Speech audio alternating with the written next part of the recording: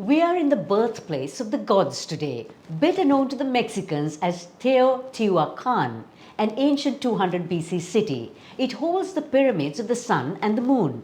Legend has it that the Pyramid of the Moon was a site for human sacrifice. Teotihuacan is also home to the Avenue of the Dead, a vast, straight, haunting road that runs through the city. With that little tour in this ancient city, welcome to Kaleidoscope, where we are positive, daring and different. We're talking to a queen with a cause, breaking down the shipping industry and relaxing beneath the canopy. Kaleidoscope is on YouTube, Facebook, Instagram and LinkedIn, and don't forget to subscribe, follow and like us for more. A huge thank you to our amazing partners on the show, Selico Life, CDB and The Daily Morning, for being amazing. CDB Hybrid Leasing. Enjoy exclusive interest rate and much more for hybrids, plug-in hybrids and EV vehicles. And here's a look at the week that was on CDB Snapshot. Good news, Sri Lanka signs bilateral debt restructuring agreements with Paris Club-led creditor nations, getting the country out of some of our economic woes. Sri Lanka's inflation decreases to 1.6% in May from April's 2.7%. The World Bank approves $150 million to improve primary healthcare services in Sri Lanka. AI is set to drive global banking sector profits by $170 billion by 2028. Rock band Coldplay lowers their carbon emission footprint by 59% during the Music of the Spheres World Tour. Vogue Germany features a 102-year-old Holocaust survivor as its cover star.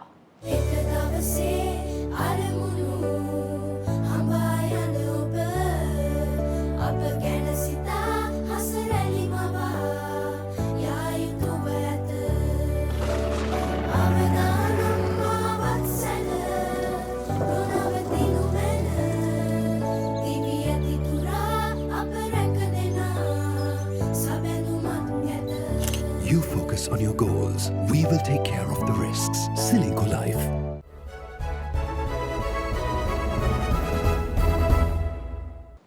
Welcome to Selico Life News Capsule. In shipping and logistics, Sri Lanka's geographic location has always been its best advantage. Right now, Sri Lanka's freight and logistics market has been estimated at $7.78 billion for 2024 and expected to reach $9.93 billion by 2029. Currently, the industry contributes 2.5% of the country's GDP and employs about 40,000 people. Last year, Sri Lanka established a policy committee to draw a framework to develop the island's shipping and logistics industry. But how is Sri Lanka doing for the long haul? Revan Polonavita, Deputy General Manager of ASL Logistics, which celebrated 5 years in the industry recently, is on our show today to add some insights. Revan, congratulations on ASL Logistics celebrating 5 years. Thank you very much. So what are the latest developments in shipping and logistics? As for the latest developments, I think the political and military conflict in the Middle Eastern region has caused severe disruptions to the supply chain and global logistics industry, and it has forced most of the shipping lines to avoid sailing via the Red Sea Channel and sail around the Cape of Good Hope in Africa, which has increased the transit times drastically.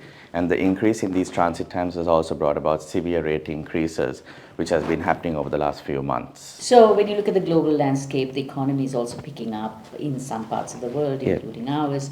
What are the challenges you are seeing with all these trends that are happening? Most certainly the economy aspect, especially in our country as well to a certain extent, import restrictions have been lifted. And also we see more buyers placing orders with their suppliers as opposed to the numbers we saw last year, which was a pretty bleak year. However, the biggest challenge I would say as we faced during the pandemic period would be securing space on each vessel.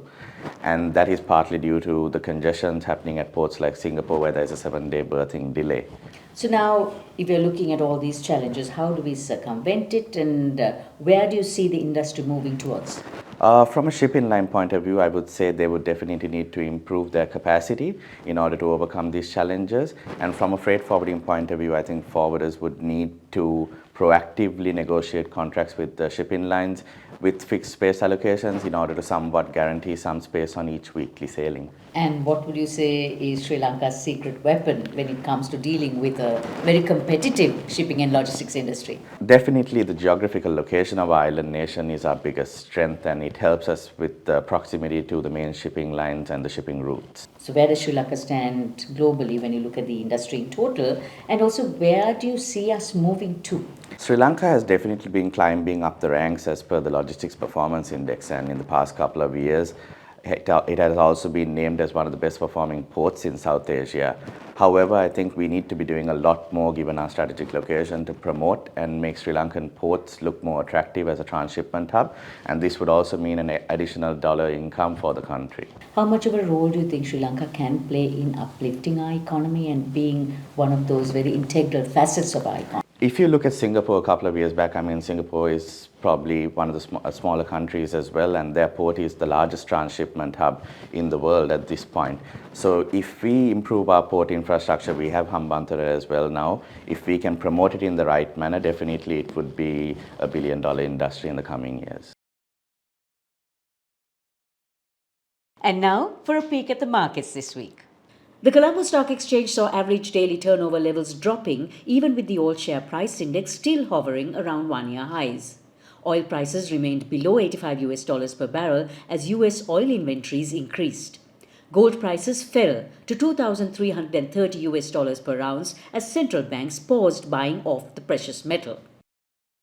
Of the 100 billion clothing items created each year, only 1% gets recycled. Chilean foundation Desierto Vestido hosted a fashion show made from discarded clothing on the site of a massive clothing dump in Chile.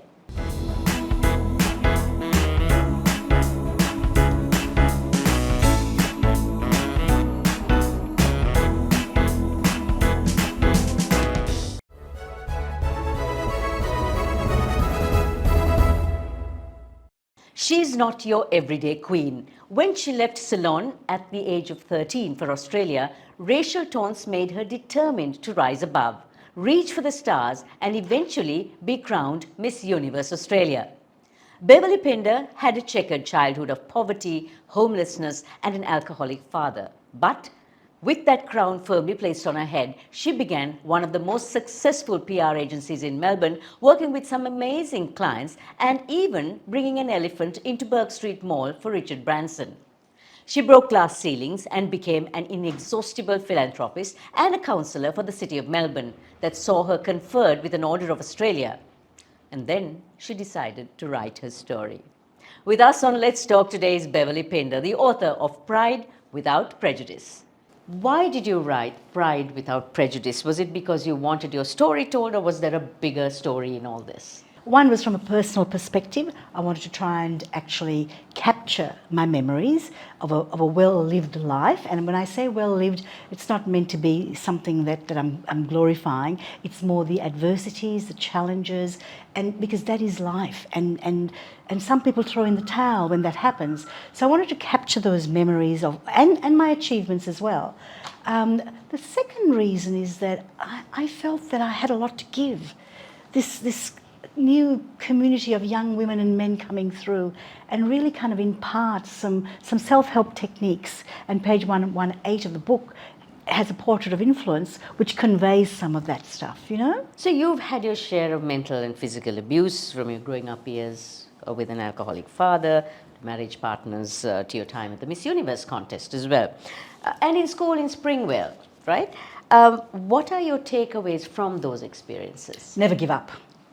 Simply that. Never give up. There are naysayers no matter where you go in life, no matter what you do, and then they're the champions who actually champion you and help you feel that you're on the right path, you know. So I don't know where I got this from, the Savithri, because my background, heritage, is Dutch, English, Irish, and the Irish had a pretty tough life. So sometimes I think my resilience comes from that kind of, you know, that stream. But I always say to people, never look back, and you've got to have the stamina, but also the self-belief to keep going, and then try and take others along with you, and also listen and absorb. to others, what they have to say, input to your lives, you've got to really you really got to follow that kind of spiritually as well as from the head. You ran one of the most successful PR companies in Melbourne at the time, and at that time, probably the only female-headed PR company. Was the glass ceiling tough? And what is your recipe for success? The early 80s was probably when the glass ceiling was just emerging, the lens was just emerging, And I did hit the glass ceiling because when I had a brilliant idea for the company that I was working with to set me up in another office and be my partner in a new PR venture, no, women weren't any good in management, were they? Was the view. So I thought, well, you know what? Take a week off and give them a week's notice. That's all I gave them. And my great husband at the time said, no, you can start your own business, and rented me an office, and off I went. So I guess it's about having that belief again that you never ever want to be put down by anyone. Now, given your work as a beauty queen, but of course never a model by choice, and then later on starting off your PR agency, working as you did in charities, working as a counsellor for the city, have you ever been called to compromise on your ethics and your values? I think most people whom I work with know that I hold my values very, very strong, and I don't give in because it's a better idea or it is to support someone who wants to get back into politics, say, yeah. I've never really been taken down that path because I try and put a stopgap before it gets to that. So people are very, very assured of where I stand, yeah? So I always say, never compromise. Father Bob had a saying, there's the insiders and the outsiders. You need to be on the inside to be able to help the outsiders. So I think when it comes to that sort of approach, I kind of have an inclination about myself that I might, rethink, but I will never compromise on my values. And the values are very important, Savithri, because I believe that they come from my early Ceylonese roots, Ceylon obviously left an indelible mark on your psyche, despite the fact that you left when you were 13. What is the strongest about this country that you still carry with you? I think difference. When I was at school, I had friends who were Tamils, Muslims, Burghers, Sinhalese, Parsis. It was a melange of cultures. I don't subscribe to the multiculturalism kind of notion, but I do think that cultures are very important, and to take from each culture that which enriches your life and the other person's life as well. The difference is important, but you don't step back and look at different and say, oh, that's not what I want in my life. You embrace difference. I think that's very important.